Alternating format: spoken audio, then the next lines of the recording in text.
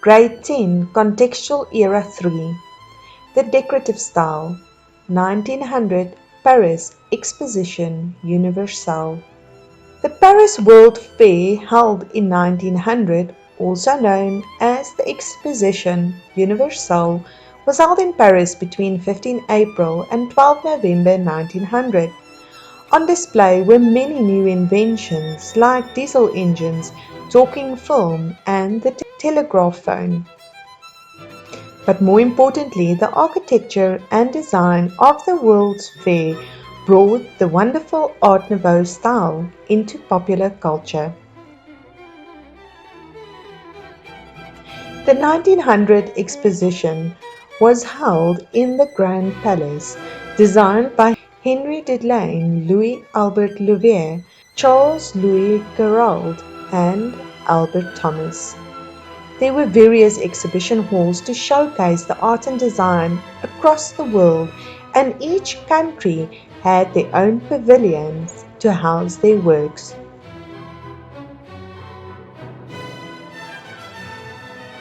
They used the Eiffel Tower as a focal point, although the Eiffel Tower was from the previous World Fair held in Paris.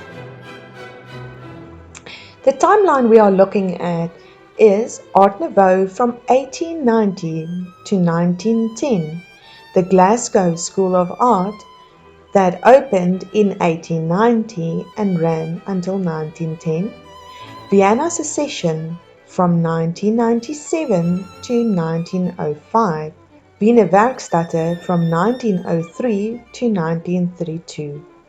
During this time, the First World War broke out in 1914 and continued until 1918. Thanks to mass production, middle-class people could now afford to buy beautiful new products for their homes. Artists were supposed to design not just art, but jewelry, wallpaper, fabric, tableware, and more. But it was all at a fraction of the price of handmade goods. Although these items were much cheaper than handmade goods, the quality of the products were also not good and lacked good taste. The bad quality and taste didn't really bother the consumers, as they could just replace items that were so lowly priced. This is how the throwaway culture were born. Early in the 19th century, a reaction to all this consumerism started as designers recognized the eclectic conservative style in all the houses. But consumers still wanted their houses to reflect a richness that could be seen in the houses of the rich. Therefore, these periods were the highlight of revivalist styles, showcasing Renaissance, Gothic, and Greek-style designs. Around the turn of the century on the continent, a reform movement developed that, like the closely related arts and crafts movement, rejected historicism and sought simpler, more honest constructed forms in the patterns of nature. This movement was called Art Nouveau, or New Art. Art Nouveau was therefore a bridging period between the eclectic revival styles and modernism. It was in part a reaction against the Industrial Revolution and commercialization. As an answer to industrial masswares, Art Nouveau strove for a comprehensive artistic reformation of all areas of life. A room was not just a room in which one placed art or design, to which ornamentation served as a linking member, not randomly employed as in historicism, but organically arising from the construction and function of an object. This is probably the beginning of the whole concept of form follows function. Art Nouveau in architecture and interior design avoided the eclectic revival styles of the Victorian era. The transition to modernism happened early with the London 1851 exposition held at the Crystal Palace.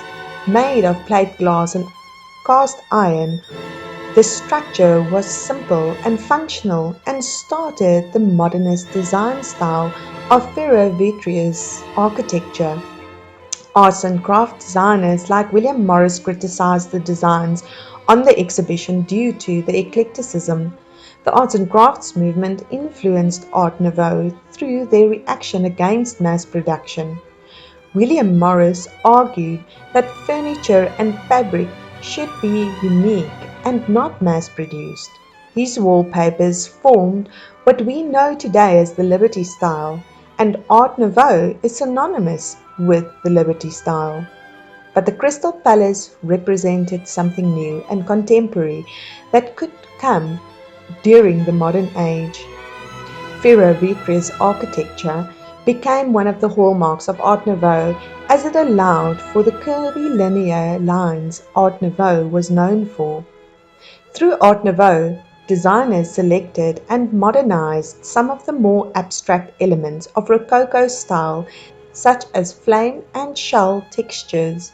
They also advocated the use of highly stylized organic forms as a source of inspiration, expanding the theme of nature to include seaweed, grasses, and insects.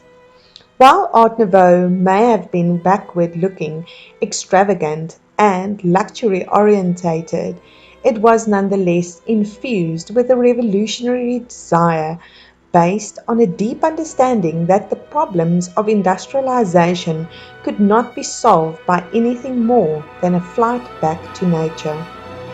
Art Nouveau architects turned structural necessity or function into a language of organically derived curves.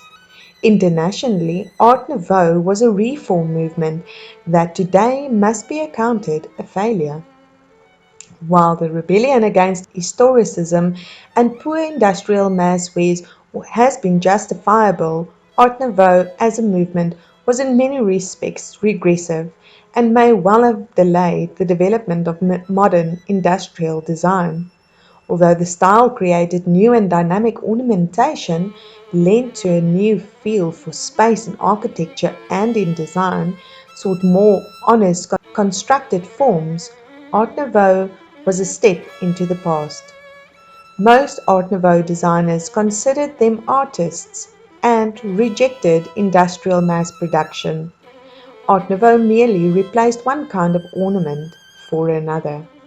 Art Nouveau, whose beginnings are usually associated with the turn of the century, had its roots in the 1880s, where one finds early examples of the new forms in English prints and books, which assumed responsibility for a return to nature from the arts and crafts movement and found expression in organically flowing lines, stylized plant designs, flower stems, and tendrils.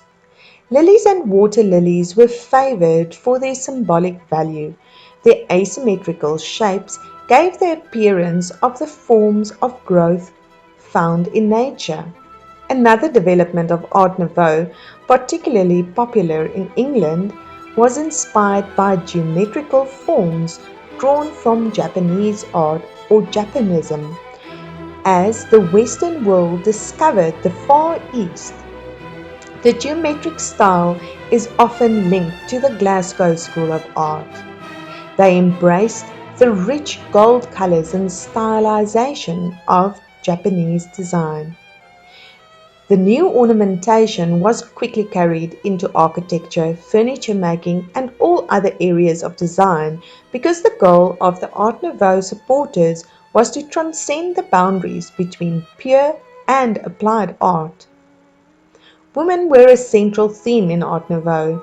This was the time of the Moulin Rouge, and women were seen as either pure virgins or seductive Medusa-like creatures of the night. This could be seen in everything from posters and paintings to jewelry. This was also the time when women started fighting for equal rights.